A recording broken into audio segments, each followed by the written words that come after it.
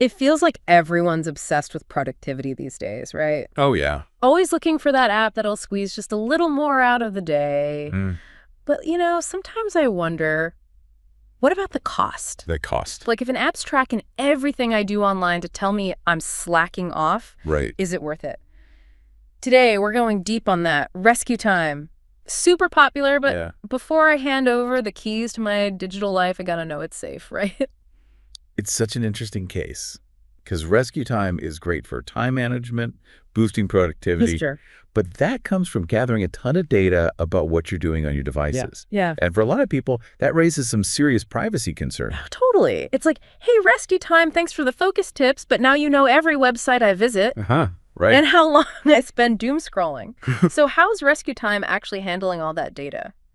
Well, the good news is they don't seem to be stashing it under a digital mattress or anything. Good to know. They actually appear to take security pretty seriously. First off, they use encryption. Okay.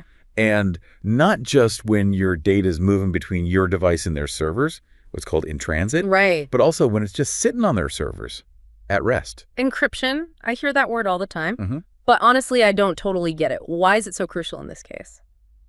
Imagine worst case scenario. Someone hacks in to RescueTime servers, right? If your data is encrypted, it's basically scrambled gibberish. Without the right decryption key, it's useless. So it's a huge barrier for hackers. So like that extra deadbolt on your digital front door. Precisely. Yeah. Now, no system's perfect, obviously. Right. But encryption is fundamental to good security. And RescueTime goes further. Oh, yeah. They use secure coding practices when they're building the software itself. Secure coding. That sounds very technical. Explain it to a non-programmer like me. Think of it like building a house. You wouldn't use flimsy walls and leave the doors unlocked, right? Secure coding's kind of like building software with solid foundations and reinforced defenses.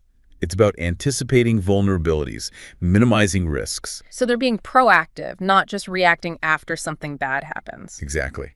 And on top of that, they regularly update their software to patch any security holes. Like installing those security system updates. Got to keep up with the new threats. You got it. But I bet you're still wondering about the people involved, right? Oh, absolutely. Who at RescueTime can actually see my data? Are they just handing it out? They're very clear in their documentation. Data access is restricted to authorized personnel. Okay. And they have strict controls in place to enforce that. It's not a free-for-all. But authorized personnel could be a lot of folks, right? How can I be sure they're not being, too liberal with access? That's where the really interesting stuff comes in. What most users probably don't realize is that RescueTime is committed to account and data separation. What does that mean exactly? Each user's data is walled off from every other user. Separate, locked vaults for each person. Oh, wow. So even if someone wanted to peek at my browsing habits, they couldn't? Not easily, no. Yeah. It significantly reduces the risk of misuse or unauthorized access. That is reassuring. And here's the kicker. They log and verify every single interaction with their platform. Well, So if someone did try to access data they shouldn't, there's a digital trail. they're keeping a close eye on things. But hackers are clever, right? Is RescueTime doing anything to stay ahead? They are. They regularly put their website and systems through rigorous security testing, finding and fixing vulnerabilities before someone else can exploit them. It's a constant cat and mouse game. Sounds like a lot of work.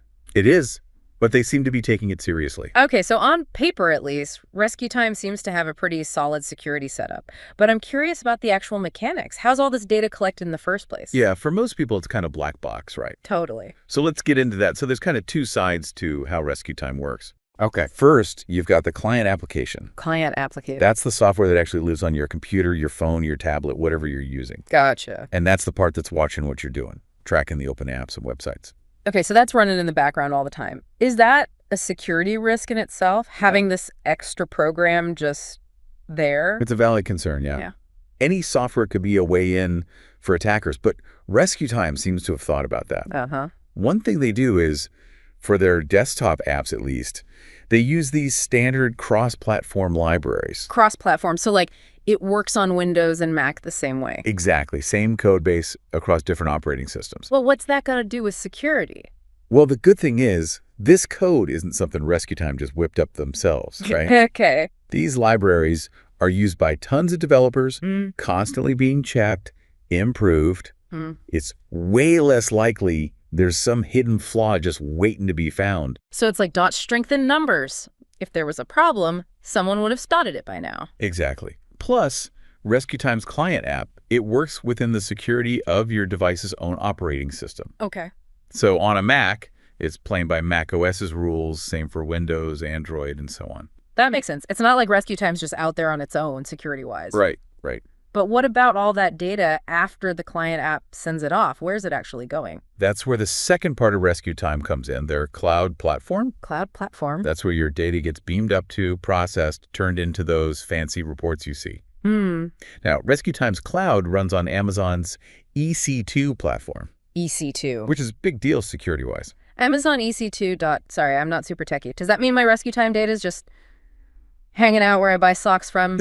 That's all part of Amazon Web Services, yeah. But think of it like a giant, super secure data center. Okay. Amazon pours a ton of resources into EC2 security. Dedicated teams, constant monitoring, like Fort Knox for data. That's a more comforting image than, my cat video time being next to someone's Prime Day orders. Right. So Amazon's handling some of the security, then RescueTime adds its own stuff on top. Exactly. They got firewalls, access controls, all those extra layers we talked about. Double protection, nice. Yep. So your data is essentially being guarded by both Amazon and RescueTime. But what about companies with, really strict data rules, hospitals, stuff like that? Good question. They actually address that, which is another plus. They offer specific safeguards to meet HIPAA compliance requirements. Hi. That's all the regulations around sensitive health information. Wow, so they're going the extra mile. They are. But backing up a bit, how can a regular person like me check if RescueTime's actually being transparent about all this? It's not just blind trust, no. They have a really detailed privacy policy. Privacy policy, yeah. It lays out what data they collect, why they collect it, how they use it. That kind of transparency is super important. Gives you the power to decide if it works for you. Like reading the fine print, but hopefully this fine print is actually understandable. Exactly. No legal jargon. A good privacy policy is plain language. Yeah. So you know your rights, how your data is handled. All right, so RescueTime seems to be ticking a lot of boxes when it comes to security. Yeah. But let's be real, no system is perfect, right? What are some risks, concerns people should still keep in mind? That's the million-dollar question, right? We've talked about all these security features. But at the end of the day, RescueTime is still gathering very detailed data about how we use our devices. And that makes me a little uneasy, even with all the safeguards in place. Like, what if RescueTime's policies change down the line? Or what if, they get bought by some company that has totally different ideas about data? That's always a possibility, unfortunately. There's no way to predict the future. It's like those social media apps, right? Start out all privacy-focused, and bam, they're selling our data left and right. Yeah, it's happened before. So how do we weigh that risk, against the actual benefits of using a tool like RescueTime? I think it really comes down to personal choice, individual priorities. Okay. Some people might say, look, the insights I get from RescueTime are super valuable. Right. And I trust their security. Others might be way more cautious, decide the risk is just too high. So there's no right answer for everyone. Just depends on your comfort level, what you're trying to get out of it. Exactly. And that's why doing your own research is so important. Don't just take our word for it. Yeah, definitely. Read RescueTime's privacy policy yourself. Really dig into those security practices. See what independent security researchers are saying about them. Like anything else, got to be an informed consumer, right? Absolutely. Weigh the pros and cons. Make the decision that's right for you.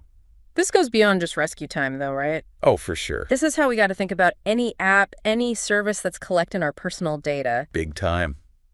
Think about what you're comfortable sharing, what the implications might be. Make those informed choices. So knowledge is power when it comes to data privacy. 100%. The more you understand how these tools work, the potential risks. That's how you protect yourself. Well, we've definitely covered a lot of ground today. Encryption, access controls, cloud security, IPA.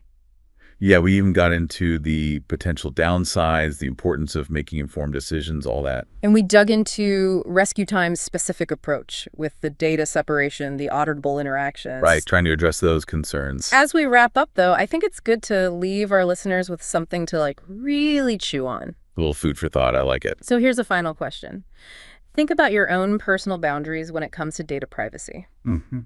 What are you willing to share? What are you absolutely not okay with? That's a great point to end on. Because ultimately, it's about finding that balance, right? between convenience and control, Uh-huh. the benefits of these amazing tools versus the potential cost to our privacy. And remember, technology is always changing. The threats are too. What's secure today might not be tomorrow. Got to stay informed. So true. To all our listeners out there, hope this deep dive has given you the info you need to make smart choices about your digital life. Yeah, whether you use RescueTime or not, the takeaway is be aware, be proactive, prioritize your data privacy. Couldn't have said it better myself. Stay curious, stay safe, and until next time, keep diving deep. See you next time.